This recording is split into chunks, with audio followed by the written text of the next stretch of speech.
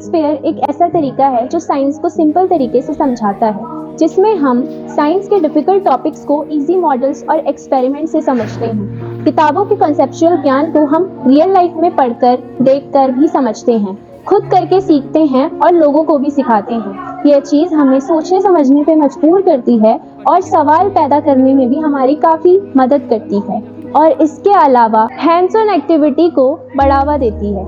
इससे सारे sensory organ एक साथ एक राह में आ जाते हैं। हमारी जो चीज़ें हमें पढ़ के समझ नहीं आती, हम उसे खुद ब खुद करके सीखते हैं या अपने दिमाग में बिठाने की कोशिश करते हैं। हम ये साइंस फेयर 4-5 सालों से करते हुए आ रहे हैं। हमारे मेंटर आशुतोष सर जी, जिन्होंने हमें इसके बारे में बताया कि साइंस फेयर कैसे लगाया जाता है, या हम कह सकते हैं कि हमारे एनपीएस की इस जर्नी में जो साइंस फेयर का बीज बोया वो आशुतोष सर ने बोया। उन्होंने हमें बताया कि कैसे हम साइंस फेयर लगाएं, कैसे बच्चों को हम टॉपिक समझाएं, कितनी इजी वे में हम उस चीज़ को समझा सकते हैं।